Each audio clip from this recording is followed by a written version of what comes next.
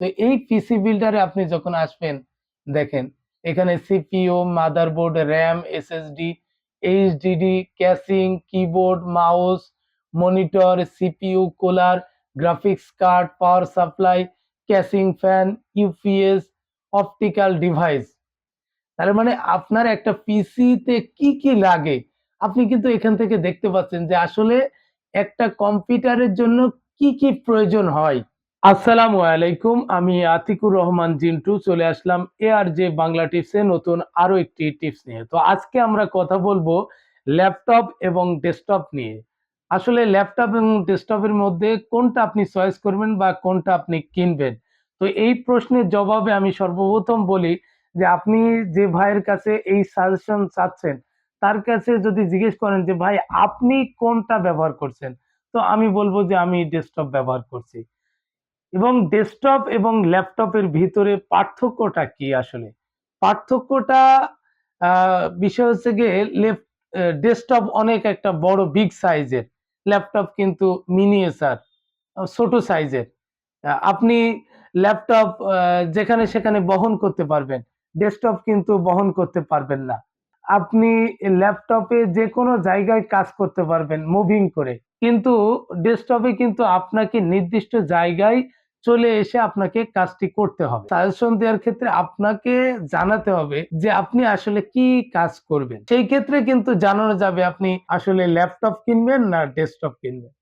যদি আপনি মুভিং করেন বা আপনি 10 দিন এই শহরে, 15 দিন ওই শহরে, 20 দিন আরেক শহরে, এইভাবে যদি মুভিং করেন, আপনার কাজ যদি মুভিং থাকে, তাহলে সেক্ষেত্রে অবশ্যই আপনি একটা ল্যাপটপ কিনবেন। ল্যাপটপ কিনলে আপনি ব্যাগেই পরিবহন করতে পারবেন। এইটা সাজেশন দেওয়ার আগে আপনাকে সিদ্ধান্ত নিতে হবে আপনি কোন কাজটি করবেন। আপনি কি ধরনের কাজ করতে চাচ্ছেন, বা ল্যাপটপ, বা আপনি প্রাথমিক পর্যায়ে আছেন কিন্তু আপনার টার্গেট বা গোল কি?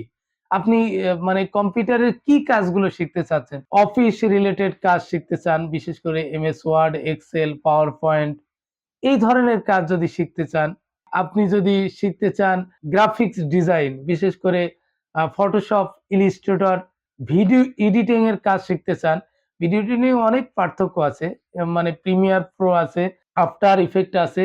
আপনি 3D মানে যদি শিখতে চান, বিশেষ করে অটোডেস্ক এর আপনার 3D ম্যাক্স, মায়া এ ধরনের সফটওয়্যার যদি চালাতে চান, কোনটা সিদ্ধান্ত নিন, আপনার কোনটার জন্য কোন কনফিগারেশন প্রয়োজন। মাইক্রোসফট অফিসের যে প্রোগ্রামগুলো আছে কম্পিউটারের, এইগুলো শিখতে চাচ্ছি, তো সেক্ষেত্রে আমি সাজেশন দেবো এটা লো কনফিগারেশনের কিনলেই আপনি চালাইতে পারবেন, কোনো ধরনের সমস্যা না। কিন্তু আপনার টার্গেট আছে যে আমি গ্রাফিক ডিজাইন শিখবো, তো সেক্ষেত্রে আপনার কিন্তু কনফিগারেশনটা একটু বাড়াতে হবে। কনফিগারেশন না বাড়ালে, লো কনফিগারেশন কিন্তু ফটোশপ এবং ইলিস্ট্রেটরের সফটওয়্যারগুলো ওপেন করতে পারবেন না। এবার আসেন, যদি আপনি মানে ভিডিও এডিটিং এর সফটওয়্যার যেগুলো আছে, after effect, Premiere Pro, final কাট প্রো আছে, ভিডিও এডিটিং এ যে আদার্স সফটওয়্যার গুলো আছে, অনেক সফটওয়্যার আছে, আমি শুধু কয়েকটির নাম বললাম। অনেক ধরনের সফটওয়্যার আছে ভিডিও এডিটিং এর জন্য। তো এই ধরনের কাজ যদি আপনি শিখতে চান, সেক্ষেত্রে আপনার কনফিগারেশনটা আরেকটু বাড়াতে হবে, তা না হলে কিন্তু হবে না। এবং আপনি যদি চান অটোডেস্কের 3D ম্যাক্স, মায়ার মতন সফটওয়্যার চালাবেন, সেক্ষেত্রে অবশ্যই হাই কনফিগারেশন লাগবে। সর্বোচ্চ কনফিগারেশন ছাড়া কিন্তু চালাইতে পারবেন না। আপনার মনে করেন সুপার কম্পিউটার যেগুলো বলে, এগুলো হলে সবচেয়ে ভালো হয়। কিন্তু একটা নির্দিষ্ট আছে, যেরকম আমি কোরাই 5 8 জেনারেশনেই আপনার 3D ম্যাক্স এর কাজ করতে পারেছি। আপনি মনে করেন যে ডেস্কটপ নিচ্ছেন হচ্ছে গিয়ে কোরাই 5 11 জেনারেশন, এবং এসএসডি কার্ড মনে করেন আছে, গ্রাফিক্স কার্ড আছে 2 জিবি, এই ধরনের কনফিগারেশন নিচ্ছেন। আবার সেম কনফিগারেশন আপনি ল্যাপটপে নিচ্ছেন, তবে পারফরমেন্স দিক থেকে অবশ্যই ডেস্কটপের পারফরমেন্সটা ভালো হবে। কারণ কি, ডেস্কটপের পার্টস গুলো আপনার বড়, আর ল্যাপটপের পার্টস গুলো কি মিনিয়েচার, ছোট। তো ছোট পার্টস গুলোর ভিতরে কাজ আপনি করতে পারবেন, কিন্তু সেটা স্মুথ ভাবে করা যায় না ল্যাপটপে, কিন্তু ডেস্কটপে আপনি স্মুথ ভাবেই কাজগুলো করতে পারবেন। সেক্ষেত্রে বাজেট যদি লো হয়, তাহলে আমি পরামর্শ দেব ডেস্কটপ কিনতে, এবং বাজেট যদি হাই হয় এবং আপনার যদি মুভিং করতে হয়, নড়াচড়া করতে হয়, বিভিন্ন জায়গায় চলাফেরা করতে হয়, সেক্ষেত্রে অবশ্যই আপনি ল্যাপটপ নেবেন। এই কনফিগারেশন দিক থেকে আপনি মনে করেন যে একই কনফিগারেশনের ডেস্কটপ এবং ল্যাপটপের মধ্যে পারফরম্যান্সের দিক থেকে আপনি ডেস্কটপের পারফরম্যান্স সবসময় বেশি পাবেন। যে আপনি কোনটা কিনবেন এবং কোন কনফিগারেশন কিনবেন সেটা কিন্তু আমি এখানে বলে দিলে হবে না। আপনি নিজে এই কনফিগারেশনটা তৈরি করতে পারবেন আপনার কাজ অনুযায়ী। তো আসেন আমরা সেই কনফিগারেশনটা কিভাবে তৈরি করব সেটা আমি এক ঝলক দেখাচ্ছি। তো চলুন আমাদের কম্পিউটার স্ক্রিনে চলে যাই। তো আমরা কম্পিউটার স্ক্রিনে চলে আসলাম, এরপরে আসছি ক্রোম ব্রাউজারে। ক্রোম ব্রাউজারে আপনি আমাদের বাংলাদেশে যে সাইটগুলো আছে, আপনি বাংলাদেশতেই যেহেতু কিনবেন, আপনি তো বাইরে যে কিনবেন না, বাইরে অনেক সাইট আছে। এই দেখেন, আমি বিশেষ করে আছে রায়ান্স কম্পিউটার,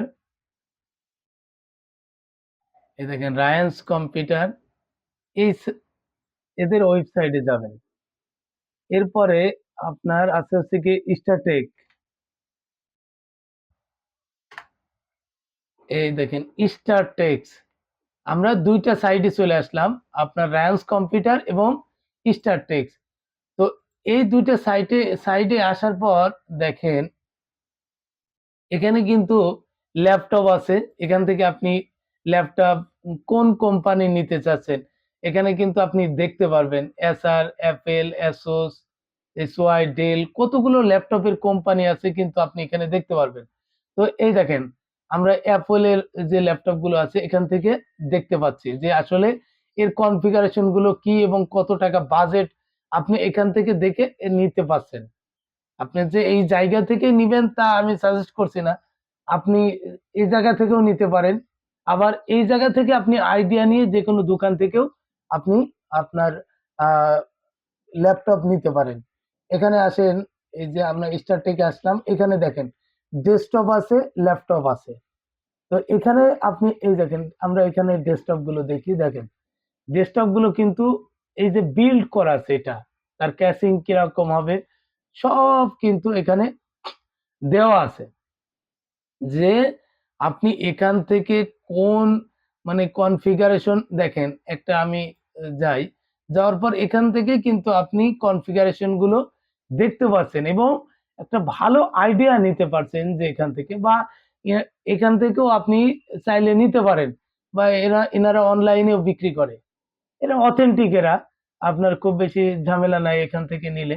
বা আপনি যদি মনে করেন যে না দোকানে এসে দরদাম করে নিবেন, তাহলে সেক্ষেত্রে আপনি এখান থেকে একটা আইডিয়া নিয়ে আপনি দোকানে এসে দরদাম করবেন। এবার আসেন, এটা আমি ল্যাপটপ এবং ডেস্কটপের একটা আইডিয়ার বিষয়ে বললাম, এখান থেকে নিবেন। আরো অনেক সাইট আছে, আমি দুইটা সাইডের কথা বললাম।